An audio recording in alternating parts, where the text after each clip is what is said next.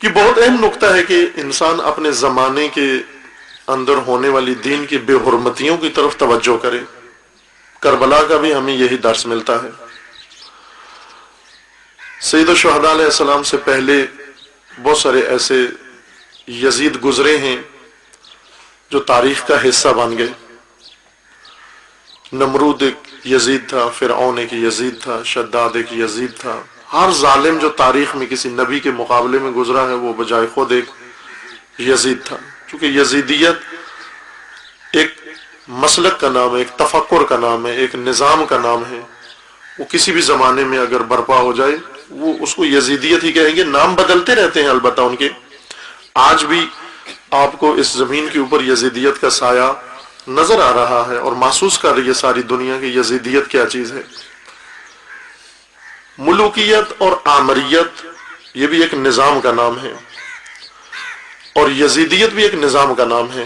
ملوکیت dictatorship وہ ایک الگ نظام ہے، سسٹم ہے، اور یزیدیت ایک الگ نظام کا نام ہے. میں اگر مختصر اشارہ کروں، چونکہ اکثر اوقات اہل علم بھی اور اہل قلم بھی اور اہل سخن بھی اس نقطے کو غلط بیان کرتے ہیں یا توجہ زیادہ نہیں ہوتی، میں یوں کہوں کہ توجہ نہیں کرتے اس نقطے کی طرف. اور یزید کو بھی کہتے ہیں کہ اس کا نظام بھی ملوکیت کا ایک نظام تھا، آمریت تھی یزید کے زمانے میں. نہ، یزید سے پہلے یزید کے باپ کا زمانہ آمریت کا زمانہ تھا، ملوکیت کا زمانہ تھا.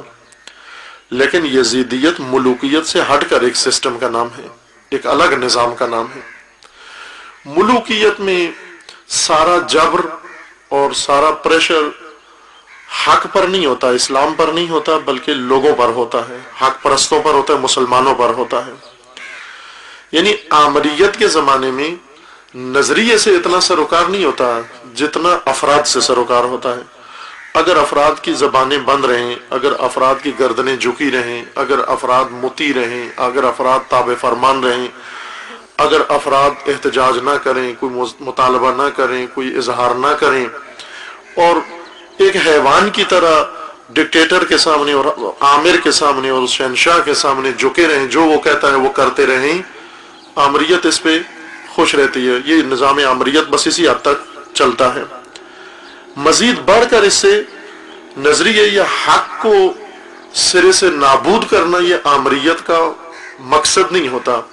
اس کا مقصد صرف لوگوں کی گردنیں جھکانا اور لوگوں کی زبانیں بند کرنا ہے اور لوگوں کو تسلیم کر لینا، کہ یہی کہ لوگ تسلیم ہو جائیں، بس آمریت اپنے مقصد تک پہنچ جاتی ہے. لیکن یزیدیت، اس کا مطمع نظر اور اس کا مقصد عوام کو پریشر ڈال کر، عوام کے اوپر پریشر بنا کر ان کی گردنیں جھکانا مقصود نہیں ہوتا، بلکہ یزیدیت کا مقصد سرے سے حق کو ختم کرنا ہوتا ہے، نابود کرنا ہوتا ہے. خواہ لوگوں کی گردنیں جھکیں یا نہ جھکیں، ہر دو صورتوں میں حق نہیں ہونا چاہیے. کہیں عدالت نہیں ہونی چاہیے، کہیں حق پرستی نہیں ہونی چاہیے، کہیں اقدار نہیں ہونی چاہیے، اور ایک شیطانی نظام اس کی جگہ پر حاکم ہو. یزیدیت کو آج کے اگر ہم موجودہ زمانے کی تعبیر، آج جو اس زمانے میں یزیدیت کے لیے جو لفظ دنیا میں استعمال کیا جاتا ہے عام طور پر، اور ہمارے ملک میں بھی اس کا کافی چرچا ہے، وہ ہے لبرلزم. سنا ہوگا، تعلیم یافتہ لوگوں نے سنا ہوگا، سبھی نے سنا ہوگا، سیکولرزم اور لبرلزم. ہماری موجودہ حکومت اس کا زیادہ پرچار کرتی ہے کہ اپنے آپ کو افتخار سمجھتے ہیں، فخر سمجھتے ہیں کہ ہم لبرل لوگ ہیں اور سیکولر لوگ ہیں. ہم لبرل یعنی ایسی حکومت یا ایسا نظام جس میں کسی چیز کی پابندی نہ ہو، کوئی دینی پابندی، کوئی مذہبی پابندی، کوئی شرعی پابندی، کوئی الہی پابندی، کوئی معاشرتی پابندی، کوئی اجتماعی پابندی، کوئی قومی پابندی، کوئی کلچرل پابندی، کوئی ایسی چیز نہ ہو. انسان کو پدر مادر آزاد کر دے، ایک جانور کی طرح ہو جائے انسان، کوئی روکنے ٹوکنے والا نہ ہو انسان کو.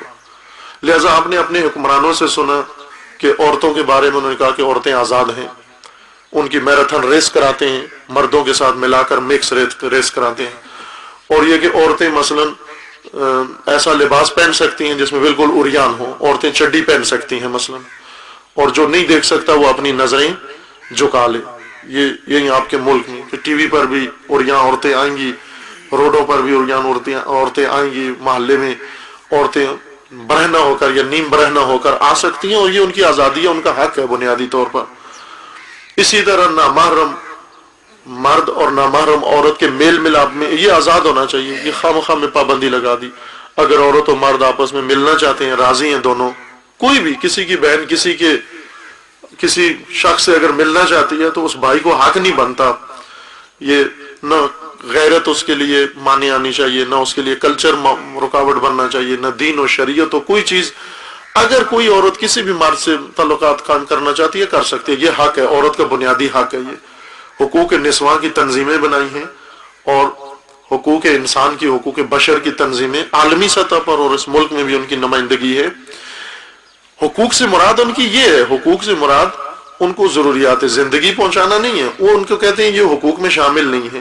हुकूक से मुराद ये है कि शरीयत ने, इस्लाम ने, मुआशरे ने, ये कल्चर ने जो पाबंदियां रुकावटें रखी हुई हैं अकदार को महफूज रखने के लिए, उनको हटा दिया जाए, उन रुकावटों को हटा दिया जाए, पाबंदियां उठा दी जाए, लिहाजा महरम और नामहरम सब एक हो जाए।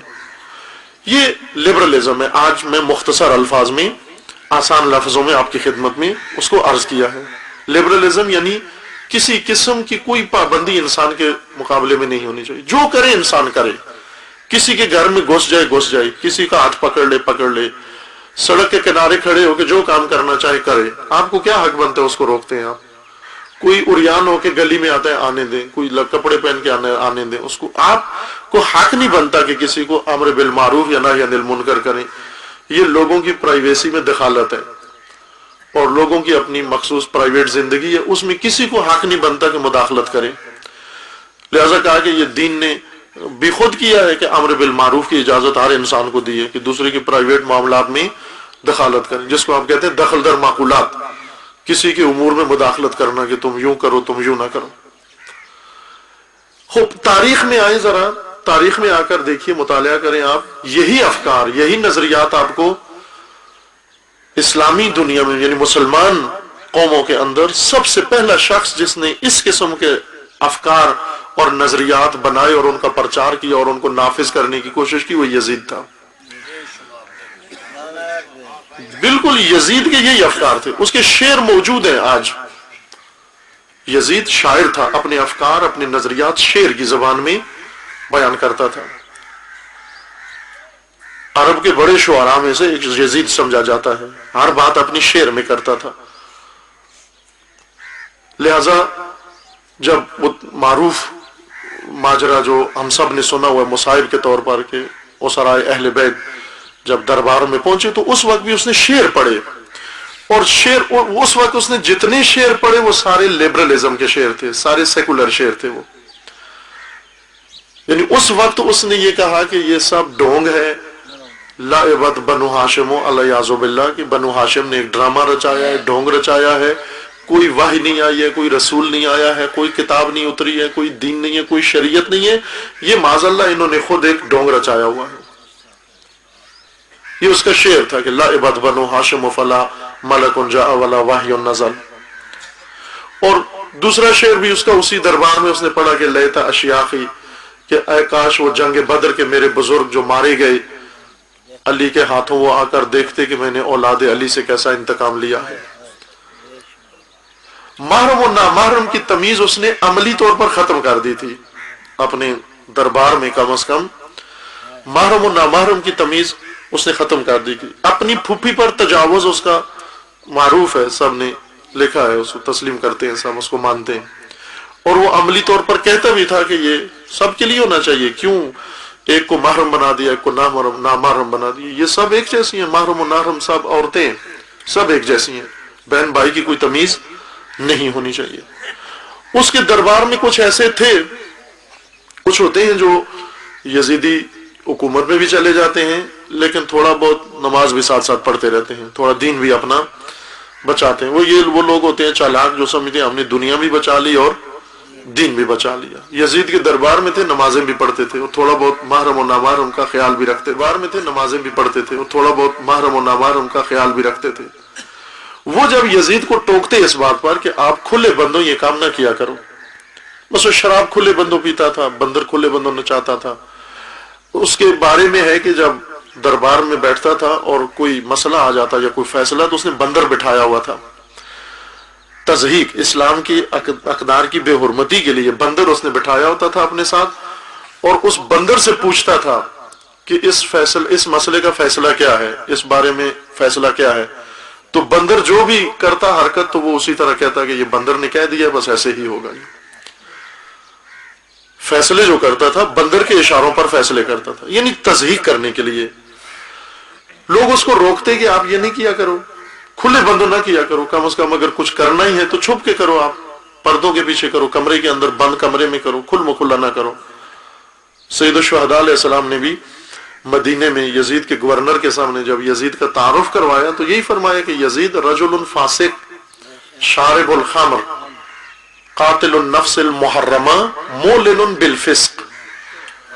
یہ کھل مکھلا فسق کرنے والا انسان ہے، یہ دہشت گرد ہے، قاتل ہے، اور یہ نشئی ہے، شراب پیتا ہے، کسی چیز کی پرواہ نہیں کرتا، کھلے بندوں سب کام کرتا بھی ہے، کرواتا بھی ہے. جب اسے ٹوکتے اپنے ارد گرد کے کچھ لوگ جو اس کے باپ کے زمانے سے تھے، جو ظاہراً مسلمان بنے ہوئے تھے لیکن اندر سے مسلمان نہیں تھے، وہ سے یہ کہتے کہ سب کچھ کرو لیکن چھپ چھپا کے کرو. تو وہ انہیں یہ جواب دیتا کہ اگر تم نہیں دیکھ سکتے تو اپنی آنکھیں بند کر لو، یعنی مجھے روکنے کے بجائے اپنی آنکھیں بند کر لو. یہ الفاظ تھے یزید کے جو اس کے میں نے کہا کہ افکار شعر کی صورت میں موجود ہیں. یہ یزیدیت ہے. بس یزیدیت آمریت نہیں ہے، آمریت کچھ اور چیز ہے، یزیدیت کچھ اور چیز ہے.